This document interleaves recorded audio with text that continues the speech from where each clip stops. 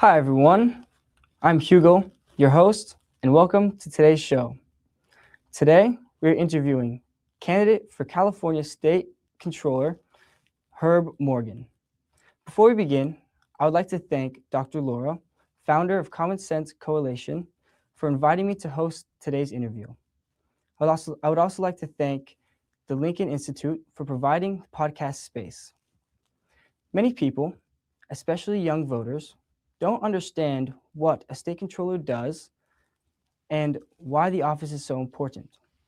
Today, we hope to learn more about Herb as a person, his background in finance, and how he plans to bring accountability and transparency to California.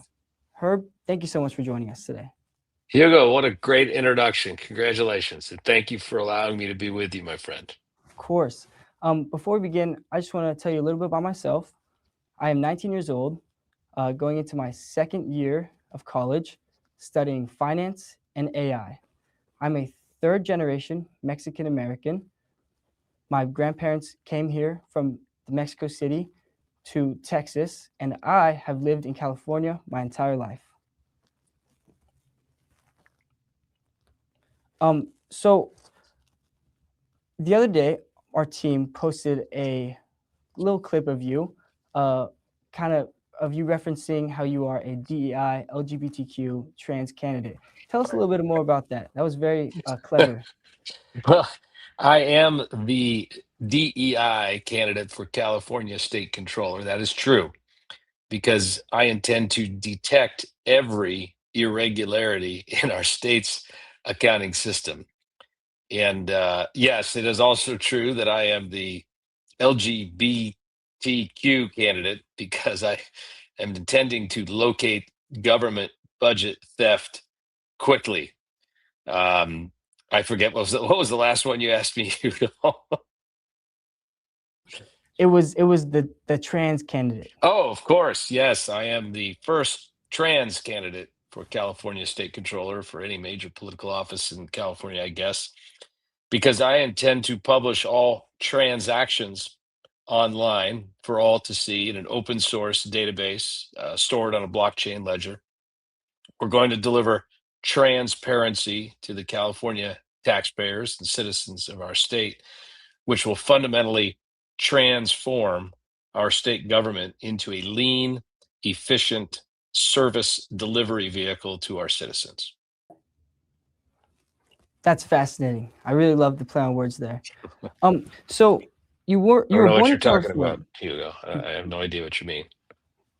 You were born in California, but you arrived here when you were only 1 year old and grew up in Southern California in Westminster and Oceanside. What was your childhood like, and how did growing up here shape your views about politics? Well, growing up in California, California's always been a highly diverse place. All the kids I grew up with were all different. A lot of them were from military families in Oceanside, where I grew up. So growing up here was great. California was always a diverse place, a lot of differing opinions on politics. In my childhood and through my young adulthood, we had Democrat governors and Democrat majority in legislature, but we also had many, many times where we had Republicans. We were a very purple state, quite frankly. Places like San Diego and Orange County were very conservative. Maybe San Francisco area, some of the Bay Area counties, and Los Angeles maybe was a little bit more blue. But in the end, we had great politicians, statesmen, and women who were able to get a lot of things done. California was the place you wanted to be. In those days, people came here. We had net migration all the time. They did that because we had the best public school system in the country, number one in the country, public schools. When I was fortunate enough to attend those public schools in Southern California, people came here because this is where job growth was. Companies were moving in to California because we were a very pro-business, business-friendly state. Um, Fast forward to today, and of course, things have changed significantly in California. We do have the highest unemployment rate of any state in the country. We have a net outflow of people. We have a net outflow of capital. We have these great universities. We're churning out these great kids. You said you're a sophomore. Many of those kids are leaving to find an opportunity and start their careers in places like North Carolina, Tennessee, Texas, and the like. And I think that's wrong. I think if they're graduating from our universities that are subsidized by public dollars, I'd like to see them stay here. But it's up to us as leaders to foster an environment that's competitive. You can't force somebody to stay in California, right? We want to create a competitive alternative to Texas, a competitive alternative to Tennessee. And my friend Steve Hilton and I, who I know has been on your program, we intend to make that happen. Awesome. It sounds like California was a dream state when you were growing up here. So my next question was, what were you like in your 20s and 30s? Were you like What was hippie, what was conservative? Well, I don't know if I was a hippie. Clearly, I'm a California conservative, and I think that's a very different brand of conservative than the rest of the country. California is a special place. It's a unique place. I went to university at the University of California, Santa Cruz, so that alone tells you we're just a little bit different. But I did learn a lot about um, wealth and the standard of living. And I came to the conclusion at a very young age that I'm also a person of faith and my Catholic faith. And I asked myself, what did the most to bring humanity out of poverty? Our natural state is poverty and suffering. But human beings, because of the brains that we've been given by God, and we've been able to develop systems that alleviate some of that suffering and that poverty that if we were just out in nature, for example. And among those, the best among those is the system of American capitalism. And that's why since America's short existence 250 years ago, the growth of the human condition, the growth of the lifespan of humanity, the availability of medicine and water and all those things that have been delivered, the primary responsibility for the delivering of that is is capitalism, is American style capitalism. And California was for many years the headquarters of that. This was the epicenter. There was an expression, as goes California, so goes the nation. Nobody ever says that anymore. Technology used to start here, etc. That's awesome. That's awesome. So you had a successful career in the private sector, starting your own business, efficient market advisor. What made you decide to enter politics and run for California state controller? Well, Hugo, you're right. I did spend about 40 years in the private sector in finance. I also spent a period of that time in the public sector as a volunteer. I was a board member of the San Diego City Employees Retirement System, which is important for the state controller because the state controller sits on the two state pension boards in California, CalPERS and CalSTRS. But after doing about 40 years and raising a family and paying off my mortgage and all of those things that are the American dream and then, the California dream, I decided I wanted to try to give back a little. I wanted to try to take the skills that I developed and the knowledge and the experience and the wisdom of almost 40 years in finance and avail that to the state of California. And the reason I wanted to do that is because I felt that the state of California, from a financial perspective, has been terribly mismanaged. The reason we've been terribly mismanaged is because the person in the state controller's office now, it's a woman named Malia Cohen, is uniquely unqualified for the job of state controller because of her lack of any financial experience whatsoever. She's never sat on boards of directors or major audit committees in the private sector. Uh, she is a politician. She started out as an administrative assistant for Mayor Gavin Newsom. She sat on the county board of supervisors in San Francisco and traveled to Venezuela to learn about socialism under Hugo Chavez, who now sits and rots in an American jail. Malia Cohen is unqualified. She's had her home foreclosed, her business shuttered by the Franchise Tax Board, but now she's the chairman of the Franchise Tax Board by virtue of holding the office of state controller. My decision to enter was based on need. I think if the state was well run, I think if we had competent leadership, people that knew how to handle finances, I wouldn't run. I would just happily retire, go play golf, and enjoy my hopefully soon to have grandchildren. That's awesome, Herb. It's people like you that's going to mold the next generation. So, for the last week on X, Steve Hilton has been raising concerns about 319,000 migrant children who were reportedly missing and had still not been found during the federal review period from 2019 through 2023, including the years Xavier Becerra led HHS. You also said yesterday at Steve Hilton's press conference that it costs about $7,000 per night to house each child at the Pomona facility, and the government awarded about $707 million to operate it. Can you tell us a little bit more about that, please? Yeah, so the person you're referring to, you've lost your Latino accent, my friend, is Javier Becerra. So Javier Becerra is running for governor of the state of California. Prior to doing that, he was the secretary in the cabinet of the Biden administration. He was in charge of health and human services. One of his jobs there was to handle the open border migration policy. And in the United States, we decided we wanted to treat children who came across our border illegally but unaccompanied, oftentimes forced across the border by coyotes or other unscrupulous actors.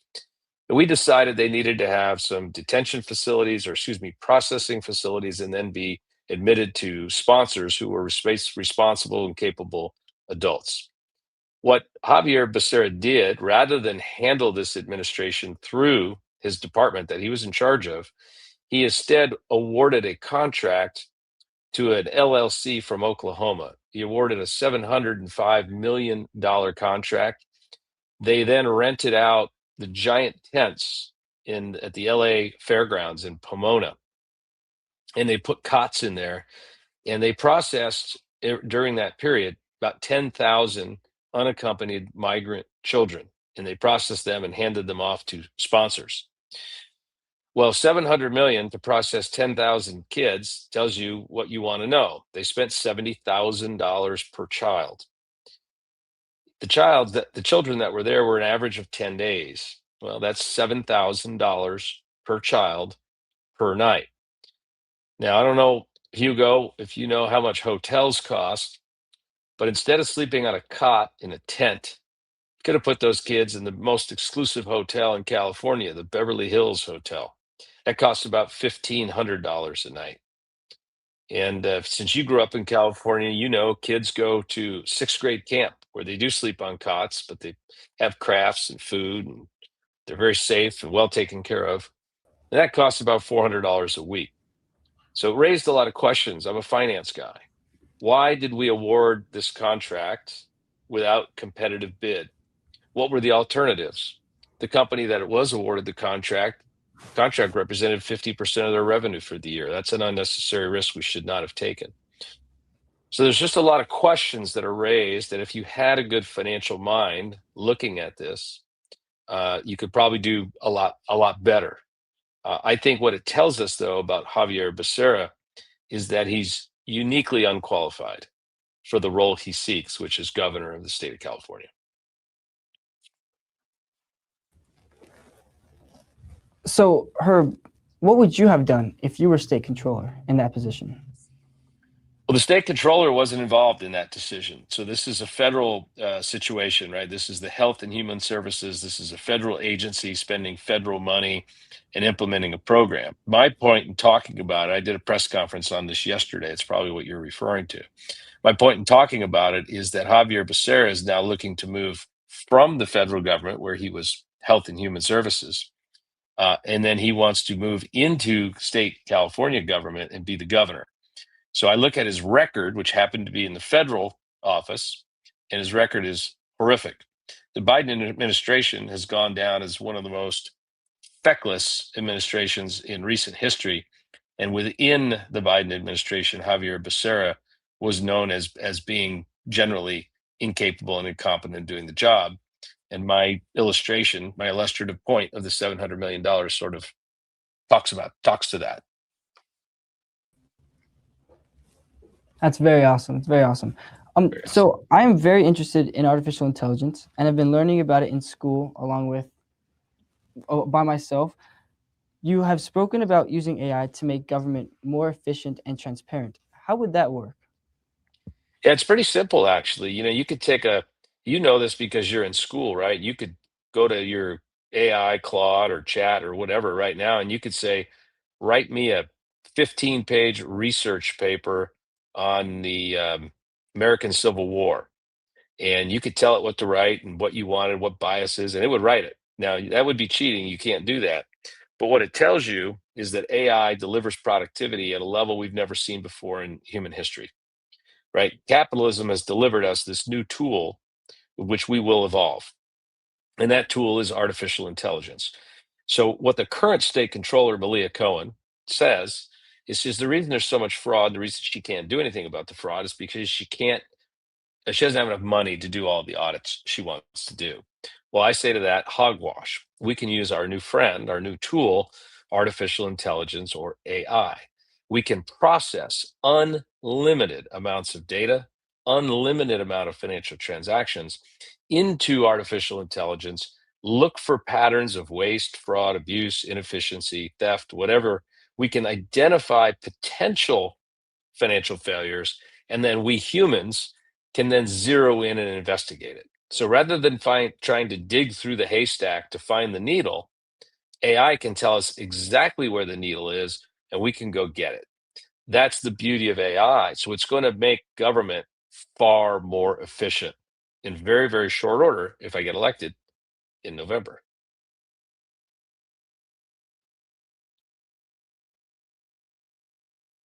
Or are you building your own software from scratch?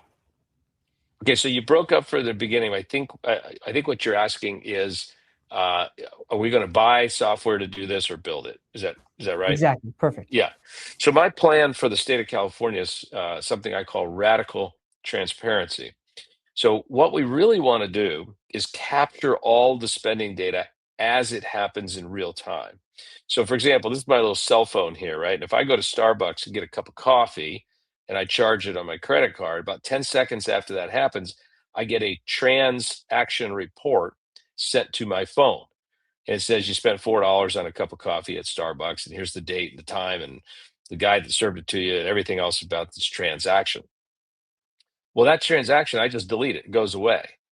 But what I propose to do is when I release money to a entity, a state agency, a county, a city, a school district, a water board, that I'm going to require them to connect an API, right? To connect to an API that reads all their transactions from their bank accounts and credit cards, deposits them in an open source database.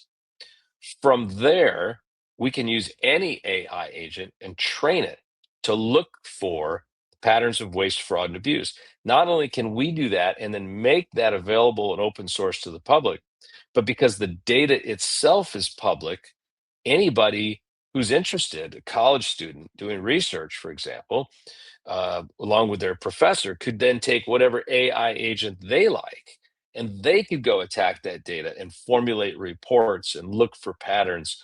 And the citizens can also be enabled to find things because citizens might have unique knowledge of, well, what is the cost of something, what is the market rate for something, and they can identify a pattern with the use of these AI tools. So the presence of this AI tool, the radical transparency tool that I want to build, the presence alone will dissuade the bad actors and dissuade the bad behavior.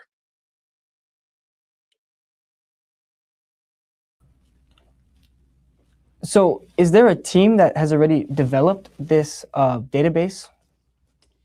So it's interesting. So the state of California attempted to do a transparency project, and that project was called Open Fiscal, FISCAL, like fiscal, but Cal for California. The state of California and the controller's office spent $1 billion over 20 years to build this website. It is an abject failure. It does not work. The data is incomplete, it's inconsistent, it is filled with errors. It is opaque. And so what we said is, how hard would it be to build this? And what inspired me, by the way, Hugo, to do this was that the San Francisco Chronicle failed to endorse my candidacy. You think about it. I've got 40 years of finance experience. My opponent has none. I have an actual idea to fix the state of California.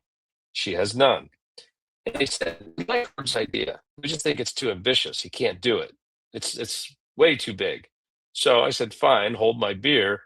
I'm going to build this system." So, along with some campaign volunteers and the use of AI agents and some Claude credits, we built California radicaltransparency.com. What this is a website. I encourage everybody to go check it out. California radicaltransparency.com, that has scraped all of the data from that failed open fiscal system.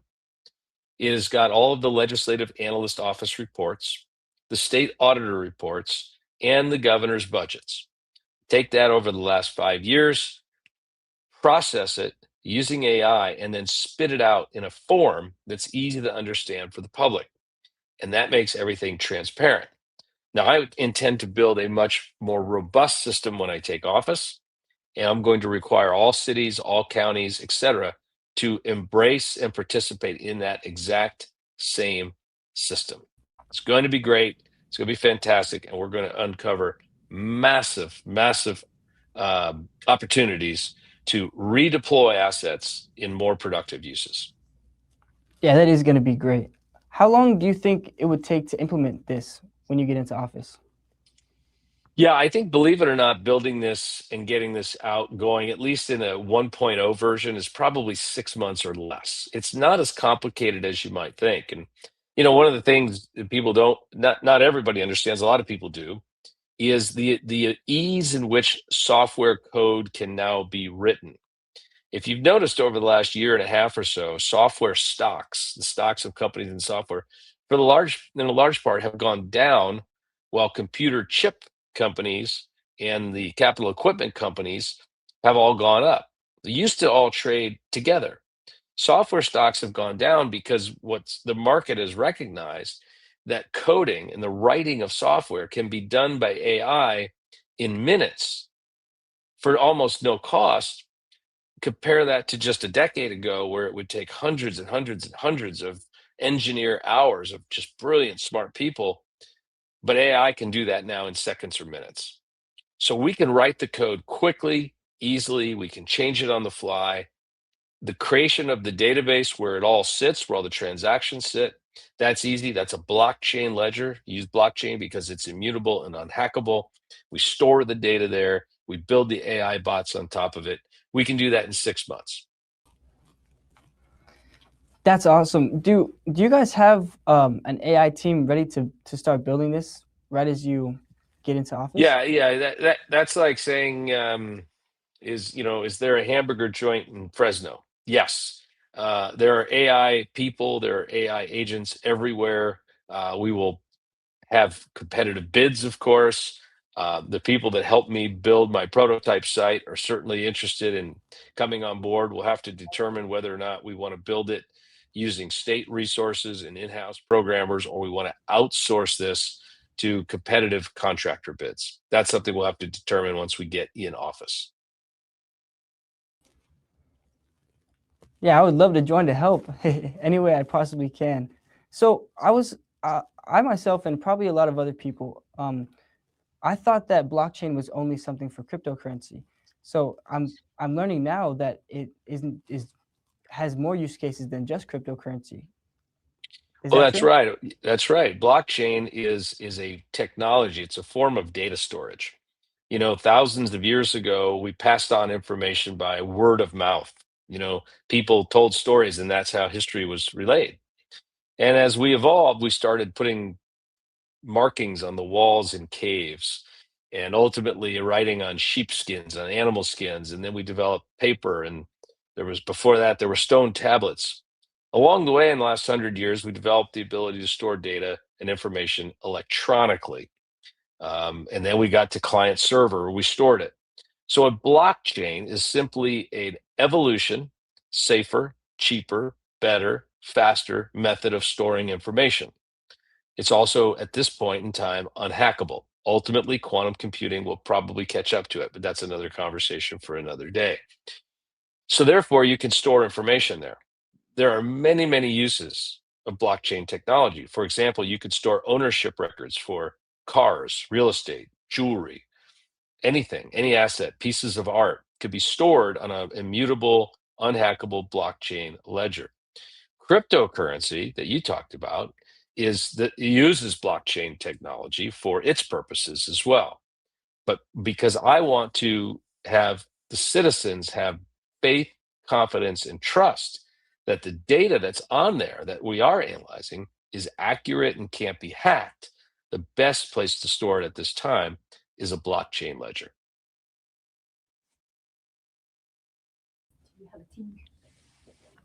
So, what are your first priority? This blockchain is your absolute first priority the second you get into office? I think the first priority, the second we get in office, is there's a couple. Obviously, getting transactions online for all to see is at very, very top of list. The other thing we want to do is we want to go back and look at the entities with failed audits, and we want to get them up to speed. We want to help them reform. We want to help them cure their audit deficiencies, and if we have to, we're even willing to withhold payments until they're able to get that done. So building the blockchain ledger, doing that, we want to reform the unclaimed property division of the state of California, which the state of controller runs. There are several other important initiatives we want to get to, but those are the main ones for now. So we are running out of time, but as a finance student, what is your advice for me? Should I stick with learning more about AI as it keeps improving, or sticking with something else? Well, I think AI is front and center. AI is going to be infiltrating every part of our life in the future. I'm at the end of my financial career, and you're obviously at the very beginning of yours. So I would tell you to continue to embrace and learn about AI, learn about blockchain technology, learn about 5G technology, learn about finance.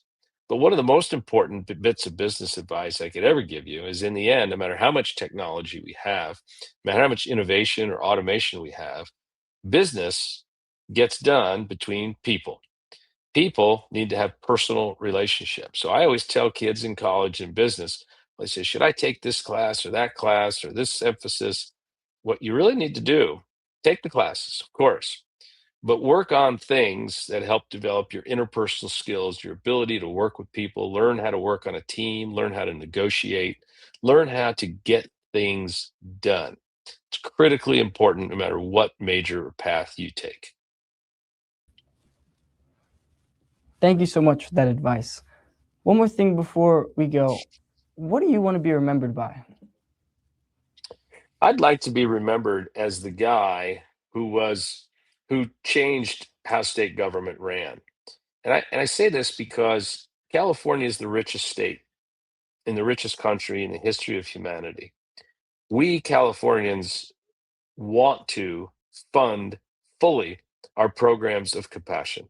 We want to deliver roads, sewers, universities, immigrant outreach, healthcare, clean air, clean water, parks, you name it. We want to deliver all of these things.